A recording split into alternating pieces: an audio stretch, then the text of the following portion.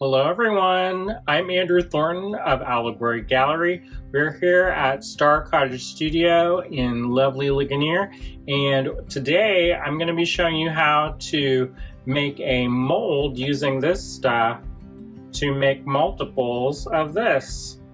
Okay, let's get started. So for today's project, I've got this prepared polymer clay bas relief sculpture, which I have prepared by cleaning it up, giving it a nice good scrub with some Dawn dish detergent, and dried it completely. I've also made a receptacle for my mold that is going to be the container that holds a mold. And the way that I made that is I cut the bottom off of a container, like a takeout food container. You just want to make sure that you have enough clearance around your piece and above your piece. So it's approximately 1/2 inch clearance all around your piece and then above your piece. For today's project, we're going to use a smooth-on product. This is Mold Star 16 Fast. This is a platinum silicone rubber. For this silicone rubber, it's a 1-to-1 ratio. Now, before you do any kind of mold making, make sure to read the instructions because every mold making material is different. And some of the mold making materials, you have to do it by volume, some of them by weight, some of them have a catalyst that you add by drops. So this one is a 1-to-1 ratio and it's fairly forgiving. There are some things that you have to be mindful of. So there's a couple different things that you don't want to use that will inhibit your mold making, your mold from curing, and that is you don't want to have any contact with latex gloves. If you are going to use gloves, use a vinyl glove, and that will help. If you don't touch the mold making material, then that's also a good thing. But you also don't want to use anything that has sulfur in it because the sulfur, some clays have sulfur in them, and you don't want to use those clays for your molds when you're making molds because the sulfur will inhibit this particular silicone from setting up. All right, so what we're going to do first is I'm going to put on my gloves. Make sure that whenever I'm mixing up chemicals, I like to have a well-ventilated area. That really helps for safety. And the other thing I'm going to do here is I'm going to make sure that I've got everything that I need ready to go. So I have some cups that I'm going to use to measure. Graduated cups are awesome because you don't need to kind of guess. It's a 1-to-1 ratio, so it's not so bad, and you can kind of eyeball it that way. We'll need a larger mixing container so that we can mix our part A and our part B. We'll also need some stir sticks. I've got some nice long ones so that I can get in there nice and deep. I also have some shorty ones like so in case I need to do some things. And what I'm going to do, what I also need to make sure is that this is completely sealed. And I did that by running a bead of hot glue around the edge. And then I also glue this down with a little bit of rubber cement. All right, so next thing I'm going to do is I'm going to open my packages up. If it's super cold in your studio, you may want to get a little heater so that it will cure properly. If it's too cold, it will slow down the curing process. If it's too hot, it can accelerate how quickly the silicone sets up. All right, so one of the most important things to do is to stir your part A and your part B first. Now, one thing you should be mindful of is you're going to want to have 2 separate stir sticks. You do not want to cross-contaminate because you'll inadvertently start setting up the other part if you start mixing and matching. So make sure that you use 2 separate stir sticks. Even if you wipe it down, sometimes there's a residue and it can cause your other parts to set up.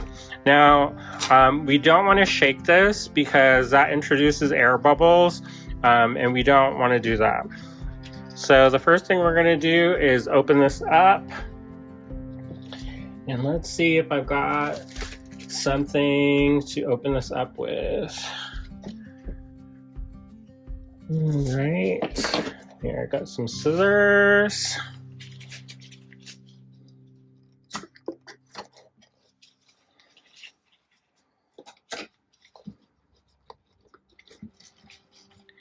I'm going to open this up. I'm going to discard this stuff. I'm going to be mindful of not cross-contaminating. So just make sure that when you're doing this, I kind of have a left hand for this and a right hand for that.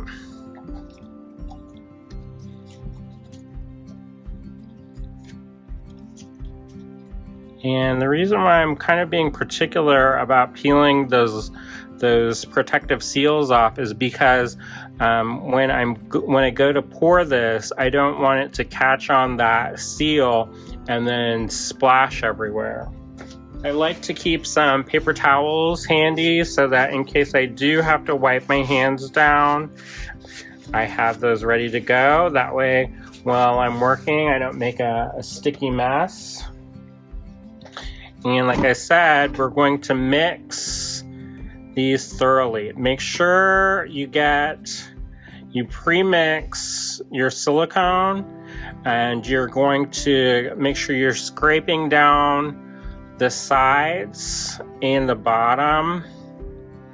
I had a teacher who liked to do figure 8s in their whenever they're mixing, but make sure you get that nice and scrape down the sides and that everything is kind of thoroughly mixed.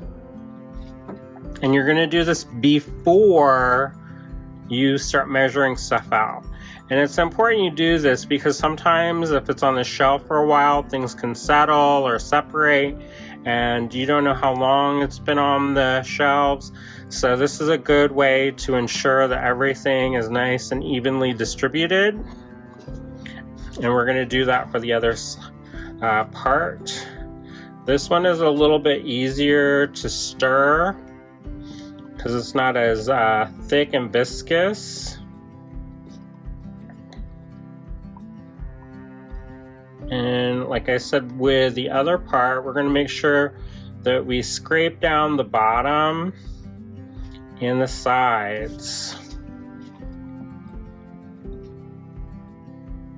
And I can feel I can feel that it needs to be stirred. So,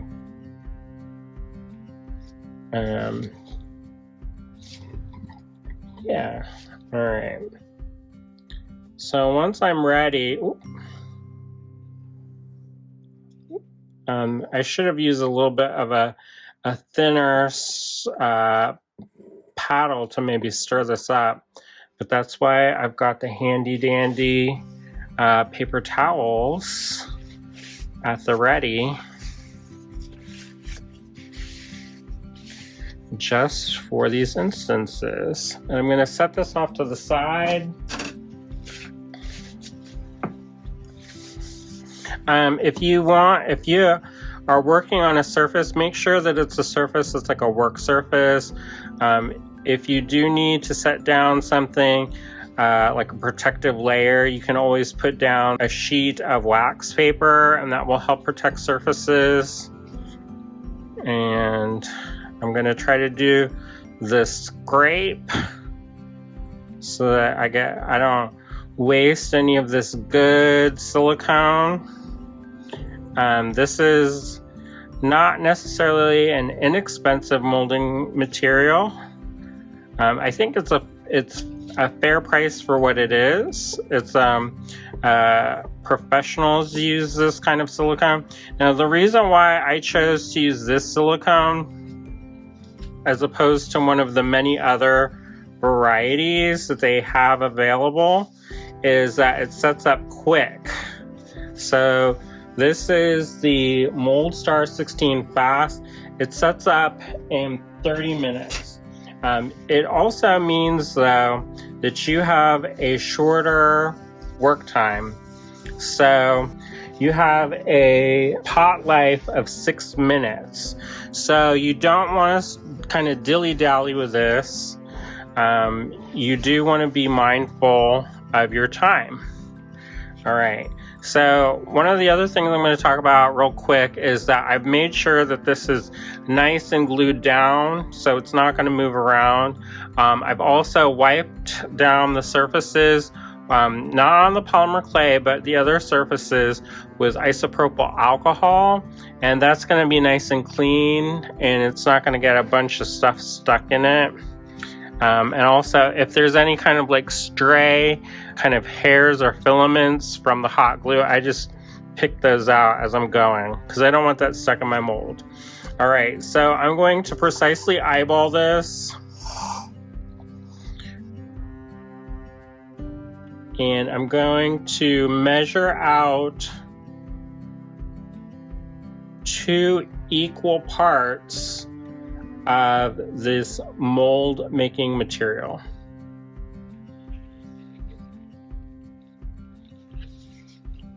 And if I don't mix up enough, that's okay too, because I can always add more after it's cured. Now, it's also really important that you don't put the wrong lid on. So they've handy dandy color coordinated the lids so you don't accidentally put the wrong lid on.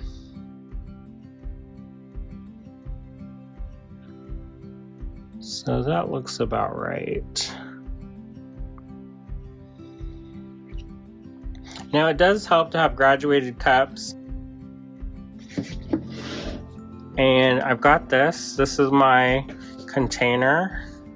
I'm going to put my blue part in first.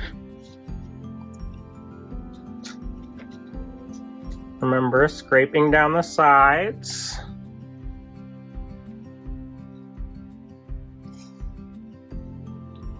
Making sure that you get all of that in there.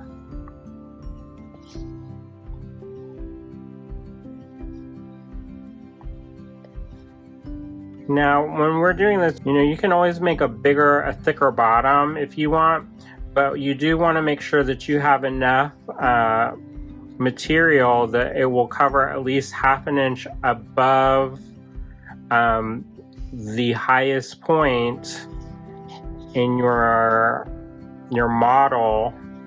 That sometimes they call it the master, and you want to have the mold material cover it at least 1/2 inch thick. So we might need a little bit more, but I'm kind of hoping that we don't, because I have some other projects that I'd like to mold up.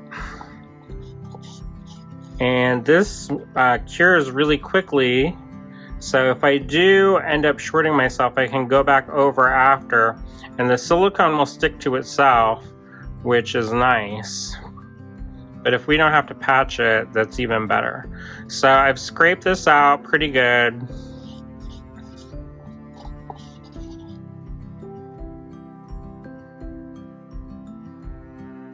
It's not the best, but that's pretty good. I'm going to set that off to the side. I'm going to get another stir stick, and I'm going to pour this. So this part, I believe, is the hardener.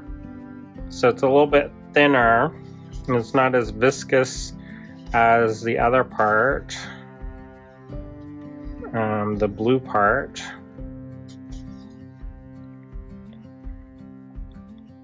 And then what I'm going to do is I have to stir this for 2 minutes.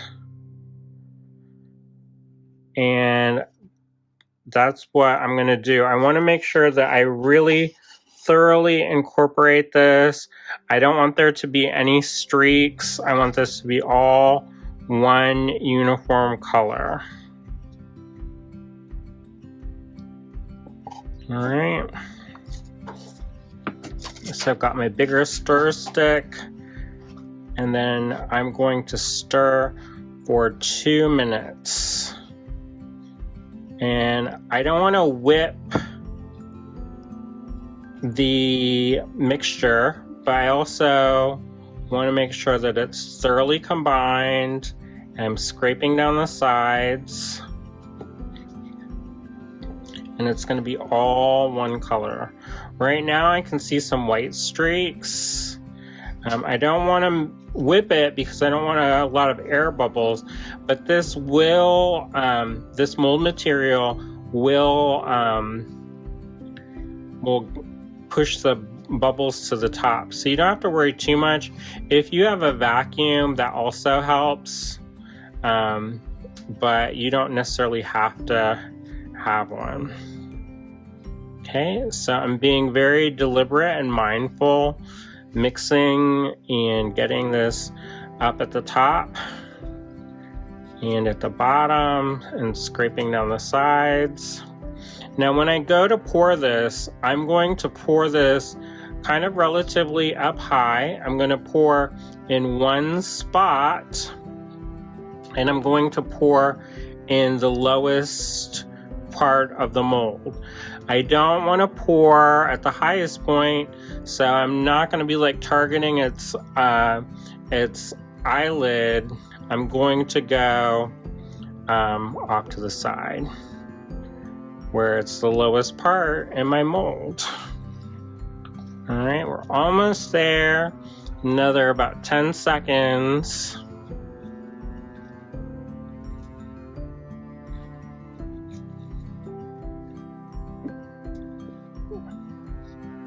And you want to make sure that's nice and thoroughly mixed.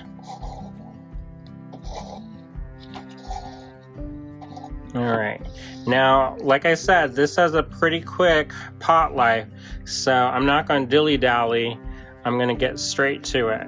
So I want to pour this in one single pour, or in one single stream, and I want to pour kind of quickly but slowly.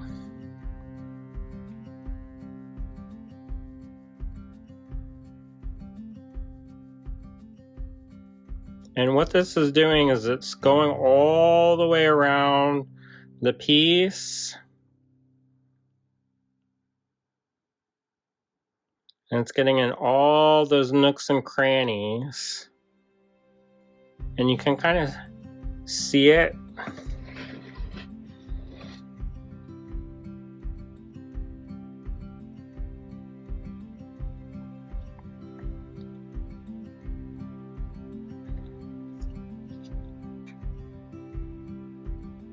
And I think we have just enough if I scrape down my container. Now sometimes if you have a particularly difficult piece, you'll want to spray your piece with mold release. With this, the silicone is pretty forgiving and it already has kind of a mold release built in.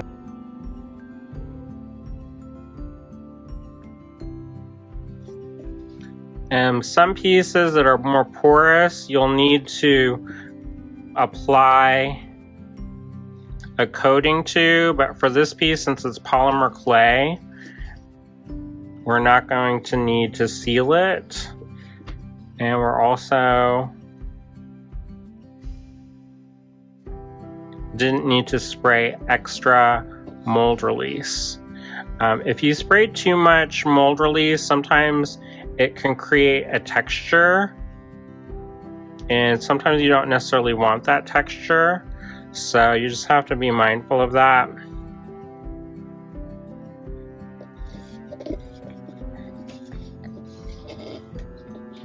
And then this is going to set up in 30 minutes. And as you can see, it's bubbling. All the bubbles are kind of rising to the surface. And there you go. We'll let this sit for 30 minutes and then we can demold our mold. Okay, we've had this curing for over 30 minutes now. I did have to add a little bit on top so that there was enough depth, and I let that cure for another 30 minutes. I had to turn the heater on because it's a little bit chilly in here today, but here's our mold. So what I'm going to do to take it off is I'm going to use these shears that I have. These are really great shears. I love them. I use these for metal smithing, so it makes cutting through this plastic super easy. And really, you don't need to do too much, but it is glued down pretty well.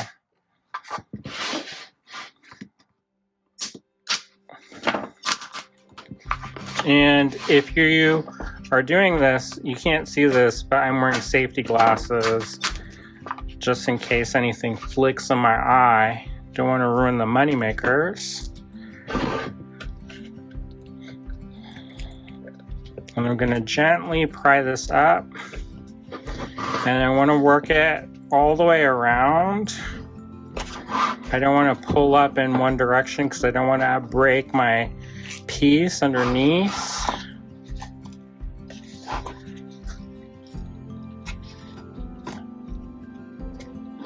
There we go. Now this is right here, you can see this little bit of flashing. That's completely fine. What I can do is I can just trim that later on. So that's completely fine. And I just gently pry this around. And anywhere where there's that kind of thin flashing, I can either trim it with the scissors or just pull it off in some cases. And then I'll take this. And I'm going to show how to paint this later on. And with this mold that I've made, I'm going to show how to make multiples using a fast cast resin. Now you may be asking yourself, what do I do now with this? Don't throw this away, because I glued this on to a subway tile, which is this very handy, useful material in the studio. What I am going to do is I'm going to take a tissue blade and run that around and pry this up and just scrape it off and then clean it with some isopropyl alcohol. And that's all you have to do, and it'll be ready for your next project.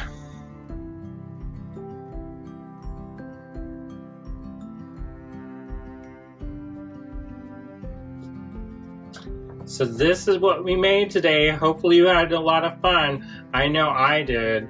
If you like this kind of tutorial, please let us know in the comments, and be sure to like and subscribe and turn on notifications for our YouTube channel.